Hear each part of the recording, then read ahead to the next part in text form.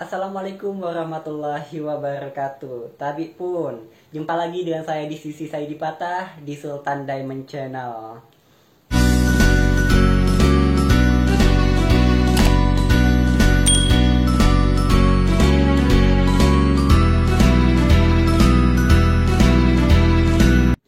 Halo sahabat semua, bagaimana kabarnya hari ini? Semoga di dalam suasana pandemi COVID-19 ini kita semua selalu diberikan Allah Subhanahu wa taala kesehatan dan tentunya selalu dalam lindungan Allah Subhanahu wa taala, serta Allah Subhanahu wa taala memberikan kita rezeki yang lapang, yang luas dan meringankan segala rezeki untuk kita semua. Amin amin ya rabbal alamin.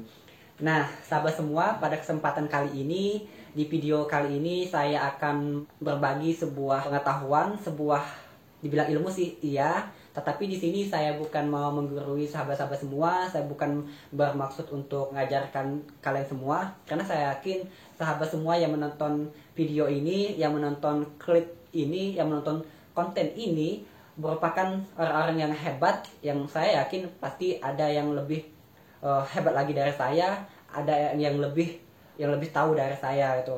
Namun di sini karena saya menganggap hal ini sangat luar biasa sekali dan bagi saya hal ini wajib banget untuk dibagikan kepada sahabat-sahabat semua. Nah, untuk itu makanya pada kesempatan kali ini saya ingin berbagi kepada kalian supaya hal ini tidak hanya diketahui oleh saya sendiri dan tidak hanya saya amalkan sendiri gitu.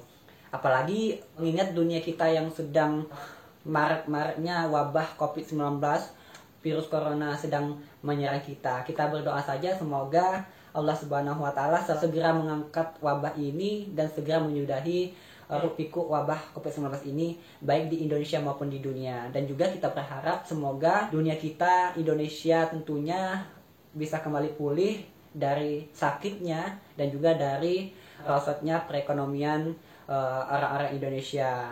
Amin amin ya rabbal alamin. Jadi sahabat semua, sesuatu yang sangat istimewa ini saya dapatkan dan saya oleh beberapa bulan yang lalu, awal-awal tahun 2020. Ini saya peroleh dari ulama-ulama Nusantara, ulama-ulama Indonesia, dan tentunya bukan ulama-ulama ataupun kiai yang abal-abalan. Karena lihat latar belakang beliau-beliau semua dan juga background beliau semua yang berasal dari pondok pesantren. Saya dapatkan ini bukan dari YouTube ataupun dari internet gitu, tapi memang benar-benar ulama yang benar-benar saya dapatkan secara langsung. Jadi waktu itu teman-teman, sahabat semua, awal-awal tahun 2020 saya waktu itu memang sempat tinggal di pondok pesantren. Jadi mengingat waktu itu mendapatkan informasi bahwasanya COVID-19 virus corona ini sedang marak dan sedang melonjaknya kasus. Jadi sehingga pemerintah Indonesia menyerukan bahwasanya semua kegiatan harus dihentikan, yakni dimulai dari rumah. Waktu itu work for home, WFH waktu itu ya. Karena semua kegiatan diberhentikan dan akhirnya kami juga dipulangkan, semua siswa-siswi, santriwati di pondok itu dipulangkan. Akan tetapi sebelum dipulangkan waktu itu dianjurkan untuk mengamalkan amalan ini. Mengapa saya ingin sekali membahas hal ini?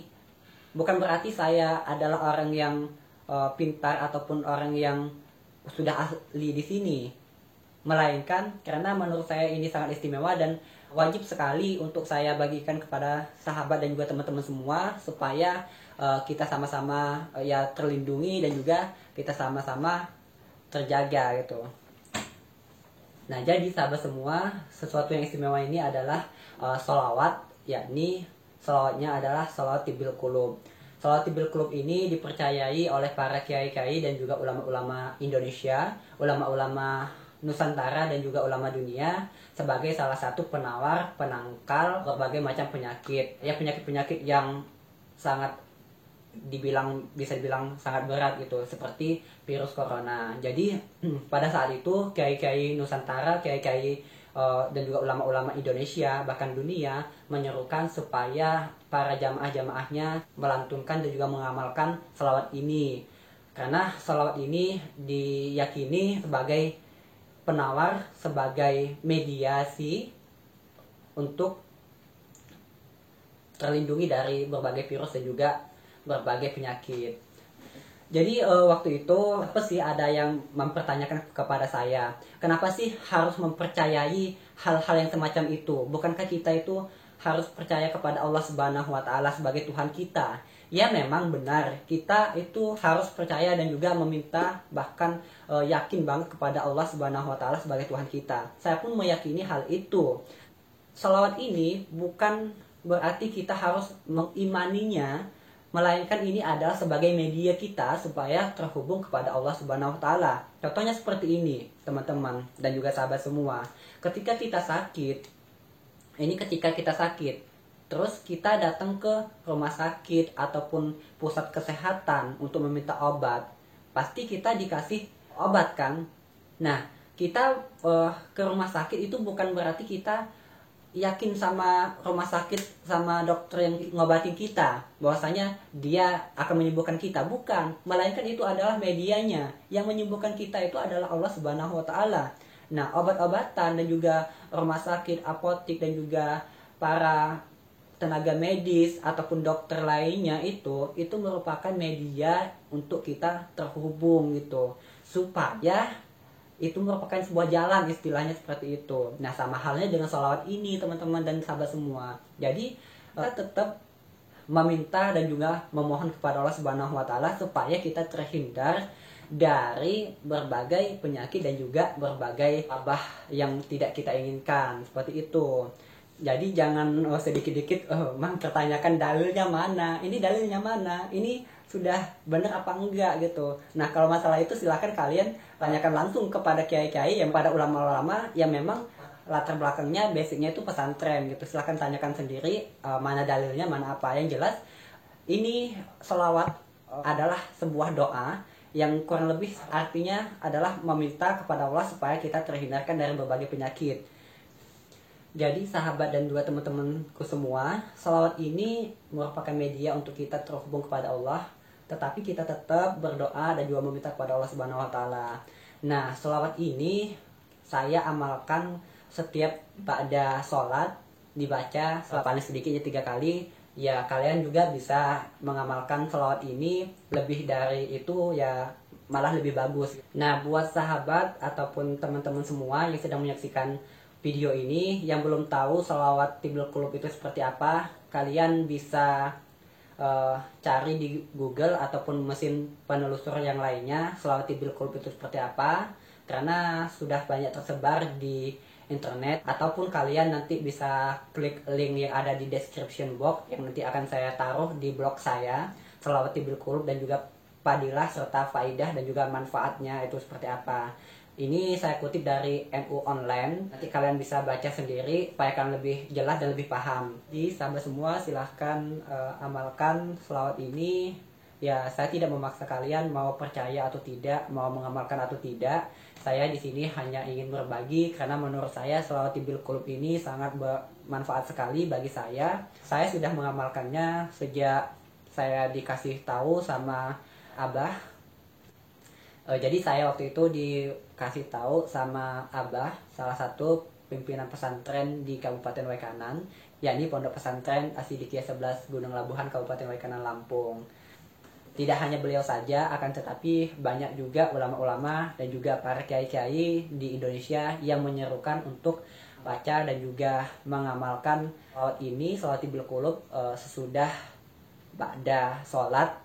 Karena selawat ini dipercaya, diyakini untuk sebagai media supaya kita bisa terhubung kepada Allah dan supaya bisa terhindar dari berbagai penyakit. Tentunya dengan izin Allah, dan tentunya kita juga harus meminta kepada Allah Subhanahu wa taala.